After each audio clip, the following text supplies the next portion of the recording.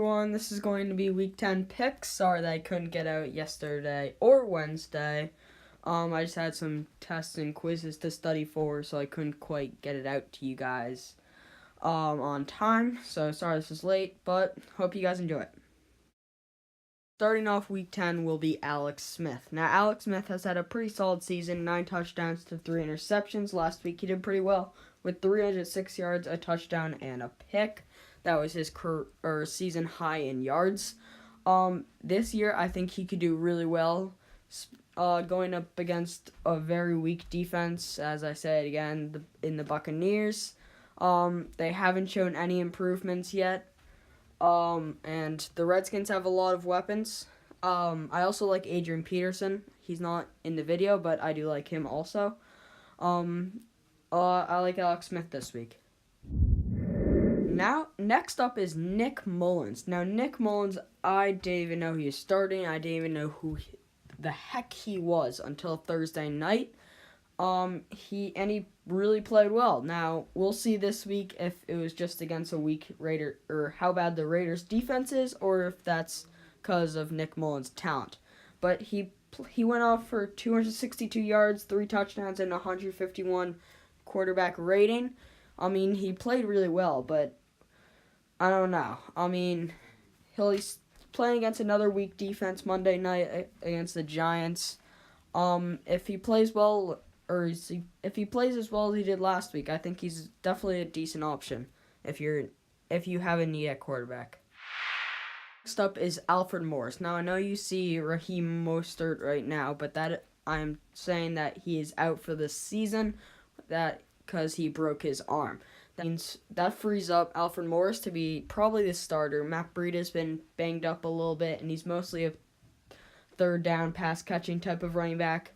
And he's been playing pretty well, yet again playing against a pretty weak defense in the Giants. And I don't know how much Kyle Shanahan is going to rely on Nick Mullens, as this is his second career start on Monday night. So I think Alfred Morris is definitely a good option. Probably a very solid flex and a low-end RB2.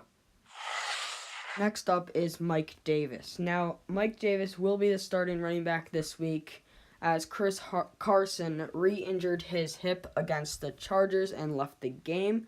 I don't think he will be playing this week. If he does, then don't start any Seattle Seahawks running back. But Mike Davis is not a bad option if you need a running back.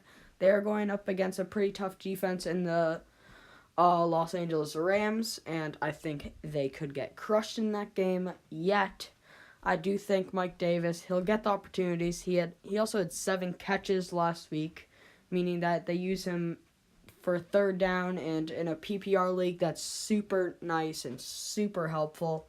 If you're in need of a running back, Mike Davis is definitely a good option. Next up is Duke Johnson Jr. of the Cleveland Browns. Now, he hasn't done too much rushing the ball. Even with Carlos Hyde gone, Nick Chubb has gotten most of the carries. But Duke Johnson is a deadly receiving back, as he had 9 catches last week. In a PPR, I think Duke Johnson is definitely a very good option. I'd say he's a low-end RB, like a solid RB2, very good flex. I think Duke Johnson is definitely a good option, especially going up against a decent Falcons defense, not exactly great. I don't know if Deion Jones is going to be playing in that game, as he was hurt. But I think if he doesn't, then I think Duke Johnson is even better of a start. But even if he does, I think Duke Johnson's a great start this week. Now, this is more of a deep league option, but Theo Riddick. Amir Abdullah was cut by the Lions this week. I think he did sign with the Vikings, but I don't think he's anywhere near a fantasy option. But Theo Riddick, that means he's going to be guaranteed the number 1 third down back on the Lions, and especially going up this week against a very, very good Bears defense. I think the Lions will be down early in that game and start to chuck it, meaning that Theo Riddick will get a lot of targets, I would assume. I think Theo Riddick is a decent, if you're in need of a flex or the bye this week is troubling. Theoretic's not the worst option, but this is mostly a deep league option.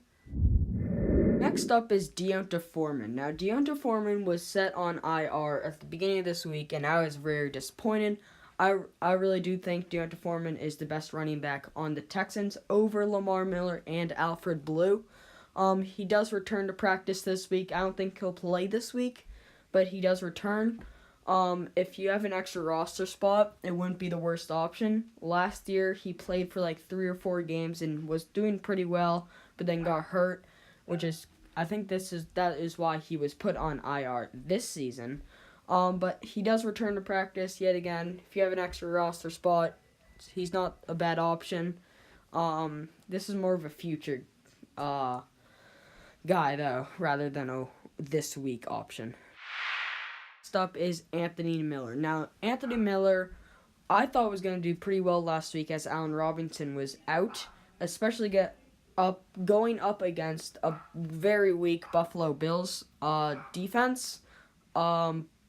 This week he is going up against the Lions defense. They're probably better than the Bills defense, but Anthony Miller did get a career high in catches with 5 for 49 yards. Not an outstanding performance, but definitely respectable. If he gets those opportunities, I think he's definitely a good option. I don't know. I think this is more of a wait out this week and then see if he plays well this week, then I definitely think he's a good option. If Allen Robinson is out, I do think he's a good option. But this is more of a wait this week to see if he plays well, and if he does, I pick him up as soon as possible. Next up is Tyler Boyd. Now, this is mostly because of A.J. Green's injury. He will be out, I think it's around 2 weeks. Yes, that's an unfortunate loss for the Bengals, but that does mean Tyler Boyd will be the number 1 receiver with John Ross right after him. Now, Tyler Boyd was playing pretty well, actually, as the Bengals were starting to win games. They are playing against the Saints this week. That should probably be a loss for the Bengals. But Tyler Boyd will be getting a lot of targets and a lot of opportunities to make something out of this. I don't know how good he'll be as the number 1 receiver, but if he'll definitely get the opportunity. John Ross, he just hasn't performed well his entire career yet, so I wouldn't quite add him, but I think Tyler Boyd's definitely pretty good wide receiver 2 this week. Next up is Marquez Valdes-Scantling. Now, he's done really well lately. The past few weeks. He's been playing great. I think he would do really good this week, especially if Randall Cobb is out. I think if Randall Cobb is out, he's definitely a high-end wide receiver 2. If Randall Cobb is in, I would say a very solid wide receiver 2 and an even better flex. He's got a pretty good matchup against the Dolphins. I think Xavier Howard will be following Devontae Adams all game. If Aaron Rodgers plays well, I think Marquez Valdes-Scantling will have a great day. Next up is Dez Bryant. Now, I do not think you should start Dez Bryant this week. It is highly unlikely that he plays, according to Ian Rappaport. But this is a very big signing for the Saints. I think if you're looking for a this week option, I'd choose Traquan Smith, and in a deep league, Austin Carr. But for the future, Dez Bryant is definitely worth the ad.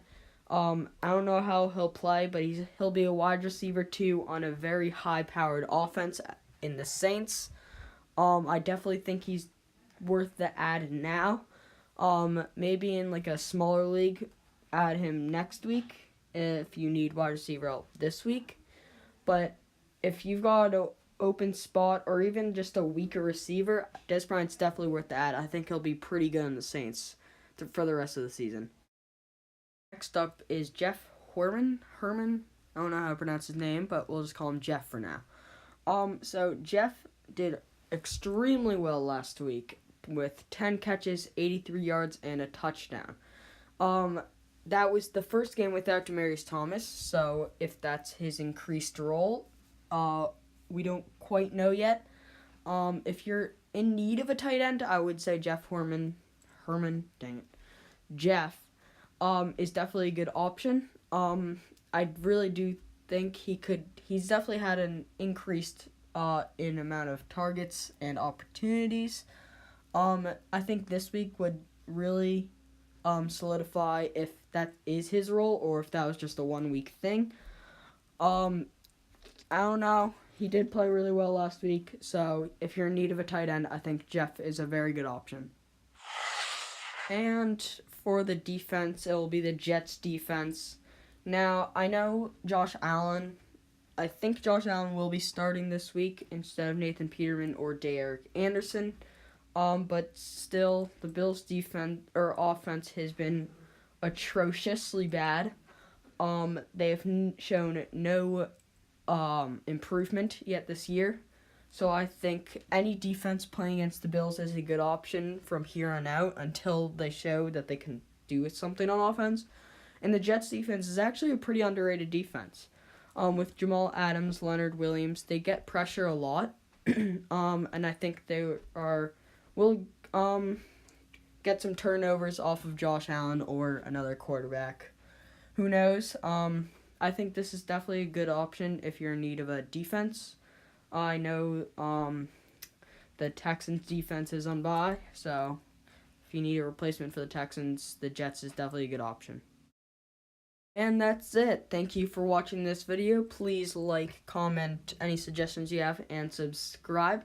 Hit the notification bell if you want to be alerted when I upload a new video. By the way, about the picture that you see in the background, I know it's after Halloween, but I thought it was funny. Alright, don't judge me. And hope you enjoyed it. Sorry it's late again. I'll try to get out next week a little bit earlier, but who knows. And yeah, bye.